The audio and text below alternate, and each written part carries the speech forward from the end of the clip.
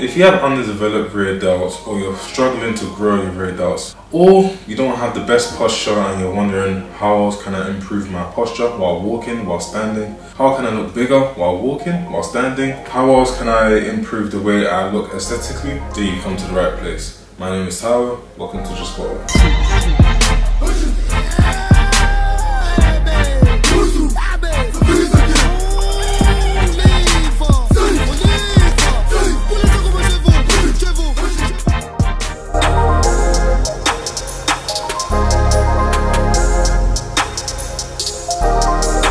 If you don't know, the best ways to look as muscular as you possibly can is having highly developed delts, and that also includes rear delts. Rear delts are arguably back muscles, but they're not.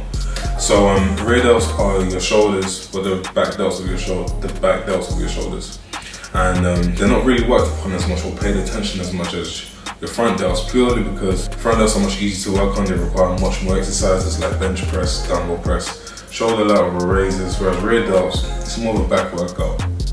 But it doesn't, even with back workouts, they don't primarily target the rear delts. So in order for you to actually develop good, strong delts, you need to actively work on them directly and isolate those muscles, purely because there's not that many workouts that generally work on them or focusing on them as much as your front delts or your side delts.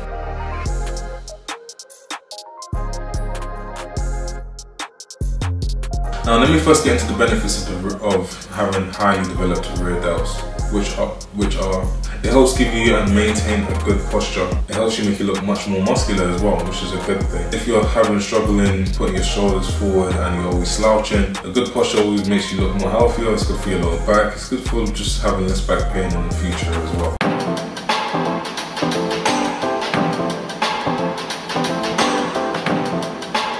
They help contribute towards shoulder health and stability. You'll be able to do much better exercises, much more efficiently, much more effectively and efficiently if you have highly developed rear delts. So it's always good to develop that and spend time working on that. The benefit overlaps into other exercises as well, such as, well, even just normal barbell rows and pull-ups as well. Now when working on back, we typically use our traps or our lats more than our rear delts, which tends to cause less developed rear delts anyway. So one of the three main workouts that will definitely help you get much developed rear delts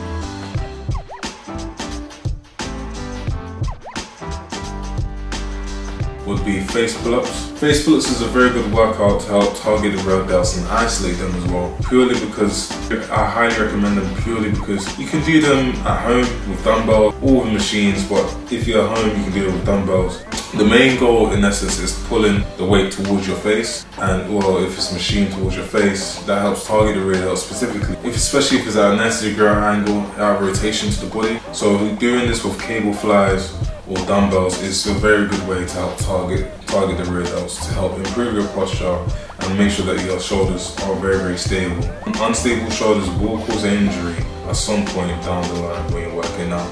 So having highly developed rear delts helps counteract this and help prevent this from ever occurring.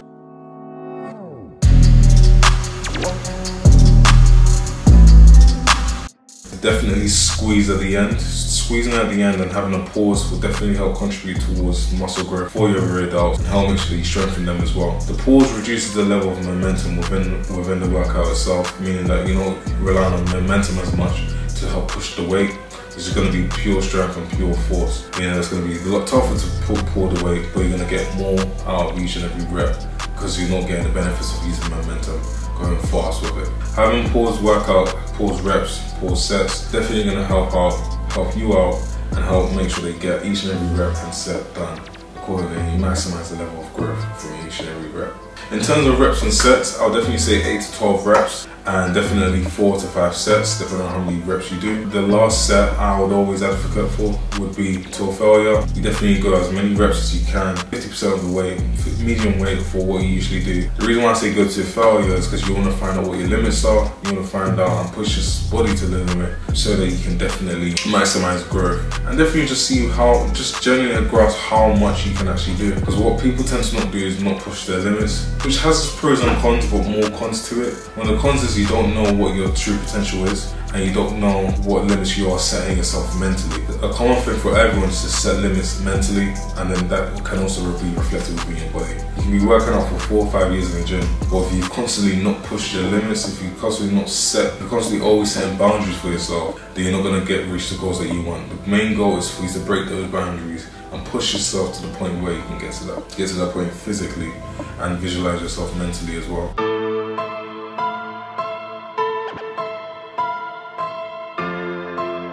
Now, another workout that you can do is seated rows. Seated rows or normal standard rows, they help target the rear delts. It's a very good workout, I highly recommend. You still have to make sure that the form's correct, but machine rows, you don't have to worry too much about form. It's quite self-explanatory. Just make sure you squeeze at the end and contract as much as you can. You definitely have to pull and squeeze at the end. Squeezing at the end helps improve contraction within the muscle, meaning more muscle growth, more blood for more oxygen going in, meaning there's more opportunity for it. More blood flow going in means there's more opportunity for it to repair and more muscle growth, which is always a good thing. The other great thing about this workout is that it's an isolated workout, meaning that you don't have to worry about core strength or other muscle groups in order to perform this workout properly. This means that you can definitely just focus purely on your rear delts and purely on contraction. You won't be held back by if you have a weak core or if you don't have strong legs or strong glutes or just strong abs in order to perform this workout. Very good workout, I highly recommend, and like I said, with this one I'll also even recommend maybe even 15 reps this time and maybe 3 to 4 sets. Purely because I think you want to build endurance, you want to get as much blood flow coming into the muscles as much as you can. Having to make sure switching between 12 to 15 reps or even 8 to 15 reps is a good range in order to maximize muscle growth and also lean more towards endurance as well. You want to have rear delts highly developed for muscle growth and endurance. Power, yes, I'll definitely say, but more for endurance purely because you're much less likely to get injured.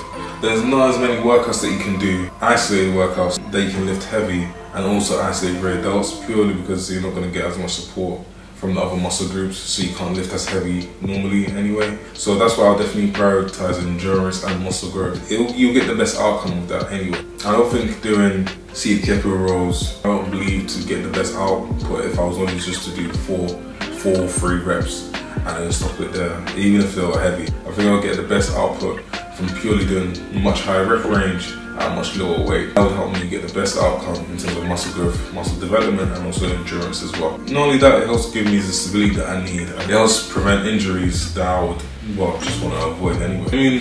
Let me know what you guys liked about the video. Don't forget to like, subscribe, share.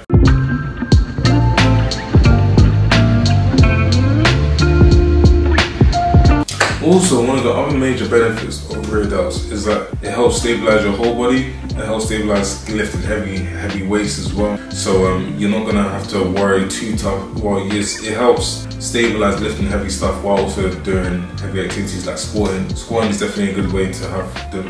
Quite surprisingly, it's quite good to have developed rear delts for squatting or just carrying heavy weights, different exercises as well, because it helps provide stability, and that stability is going to be used and implemented throughout many other different exercises like high intensity workouts and push-ups, different variations, different workouts, rows, pull-ups. Having very highly developed rear delts just increases your overall performance, meaning that you're less likely to get injured, less likely to fail during the workout, and more likely to maintain a good form when doing certain specific workouts as well. Cool. Hope you guys liked the video. Don't forget to like, subscribe, share. See you soon. Peace.